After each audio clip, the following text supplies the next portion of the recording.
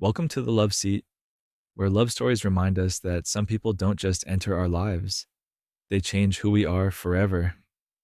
Tonight's story isn't about a perfect ending, it's about connection, purpose, and loving someone enough to want more for them than they ever wanted for themselves.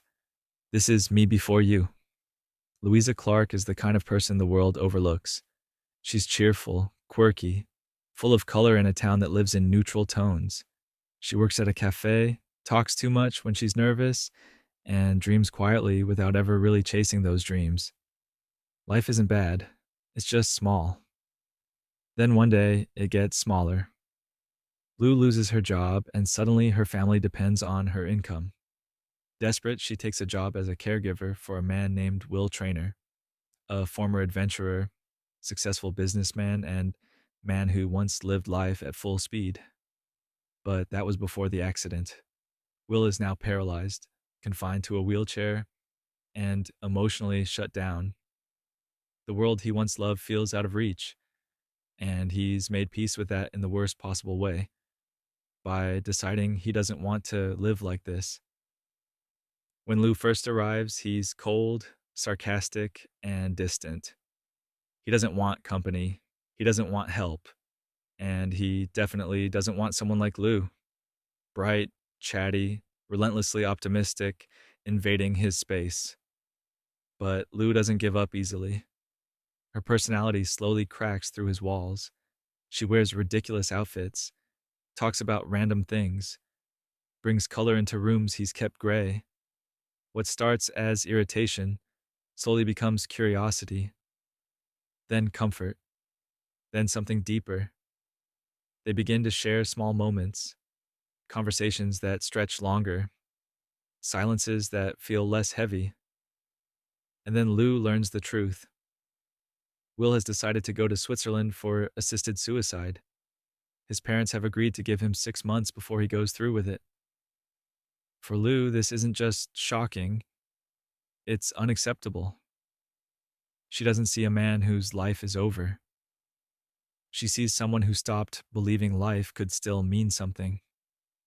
So she makes it her mission to change his mind. Lou plans the experiences to remind him of joy. She takes him to the horse races, hoping the thrill and energy of the crowd will wake something inside him.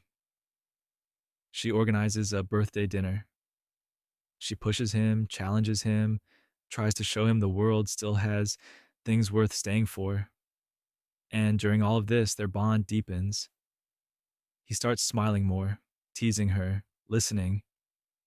He gives her a gift, black and yellow striped leggings, a symbol that he sees her, appreciates her uniqueness, and wants her to stay exactly who she is. Their connection becomes undeniable, but so does the reality of his condition. His health declines.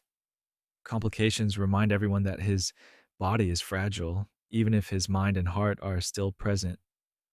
Lou plans one last trip, a beautiful getaway with Will and his nurse Nathan. Sun, ocean, laughter. It feels almost like a romantic escape. And for a moment, it's easy to believe love might be enough. But love doesn't erase pain. In the quiet, Will tells her the truth. His decision hasn't changed. And this is where the story stops being about saving someone. It becomes about understanding them. Lou is devastated, angry, heartbroken. She thought if she loved him hard enough, showed him enough beauty, it would be enough to make him stay. But love isn't control, it's choice. Will tells her he loves her deeply, but he doesn't want her life to shrink around him. He doesn't want her world to become as small as his feels. He wants more for her than she ever demanded for herself. And that's the hardest kind of love, the one that lets go. In the end, Lou honors his decision, even though it breaks her. Because loving someone sometimes means respecting the life they choose, even if you wish they'd choose differently. The story closes with Lou sitting in a Paris cafe, reading a letter Will wrote to her.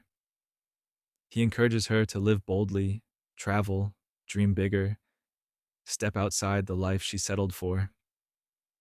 She's wearing the striped leggings he gave her, a quiet reminder that he helped her see herself differently.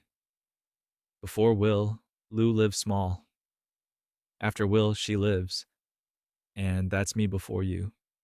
A story that reminds us love doesn't always save someone, but it can still change them forever. This is the Love Seat, where every story reminds us that the people who break our hearts sometimes build our lives. If this story moved you, like the video and subscribe. There's another love story waiting.